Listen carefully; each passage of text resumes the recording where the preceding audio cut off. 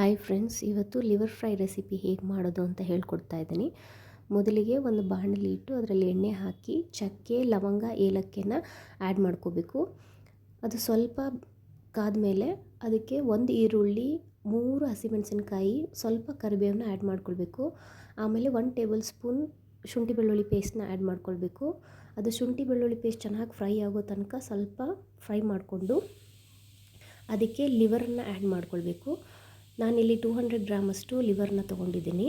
ಅದು ಲಿವರ್ನ ಆಯಿಲಲ್ಲೇ ಚೆನ್ನಾಗಿ ಫ್ರೈ ಮಾಡ್ಕೊಳ್ಬೇಕು. ಫ್ರೈ ಮಾಡಿ ಅದು ಸ್ವಲ್ಪ ಕಲರ್ ಚೇಂಜ್ ಆಗುತ್ತೆ. ಕಲರ್ ಚೇಂಜ್ ಆದಮೇಲೆ ಅದಕ್ಕೆ ಸ್ಪೈಸಸ್ ಆ್ಯಡ್ ಮಾಡ್ಕೋಬೇಕು.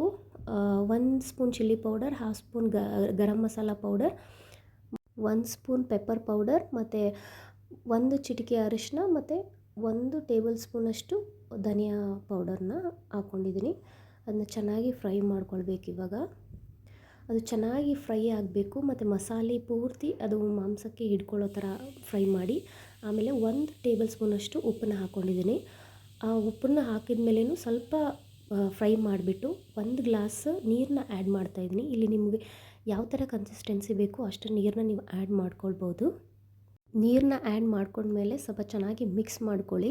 ಅದು ಚೆನ್ನಾಗಿ ಮಿಕ್ಸ್ ಮಾಡಿ ಆದಮೇಲೆ ಸ್ವಲ್ಪ ಕುದಿಯೋಕೆ ಬಿಡಿ. ಒಂದು ಕುದಿ ಬರೋ ತನಕ ಬಿಟ್ಟು, ಒಂದು ಕುದಿ ಬಂದ ಮೇಲೆ ಅದಕ್ಕೆ ಮುಚ್ಚಳ ಮುಚ್ಚಿ ಒಂದು ಸ್ವಲ್ಪ ಹೊತ್ತು ಬೇಯಕ್ಕೆ ಬಿಡಬೇಕು. ಬೇಯಕ್ಕೆ ಬಿಟ್ಟ ಮೇಲೆ ಅದು ಸ್ಪೂನ್ ತೊಗೊಂಡು ಕಟ್ ಮಾಡೋಕ್ಕೆ ಟ್ರೈ ಮಾಡಬೇಕು, ಅಂದರೆ ಚುಚ್ಚಬೇಕು. ಅದು ಬೆಂದಿದ್ರೆ ಅದು ಪೀಸ್ ಆಗುತ್ತೆ, ಆವಾಗ ನಿಮ್ಗೆ ಬೆಂದಿದೆ ಅಂತ ಗೊತ್ತಾಗುತ್ತೆ. ಅದ್ರ ಮೇಲೆ ಸ್ವಲ್ಪ ಕೊತ್ತಂಬರಿ ಸೊಪ್ಪನ್ನು ಉದುರಿಸಿದ್ರೆ ರುಚಿಯಾಗಿರೋ ಪೆಪ್ಪರ್ ಫ್ರೈ ರೆಸಿಪಿ ಸವಿಯಲು ಸಿದ್ಧವಾಗಿರುತ್ತೆ. ಎಂಜಾಯ್ ಮಾಡಿ, ಲೈಕ್ ಮಾಡಿ, ಶೇರ್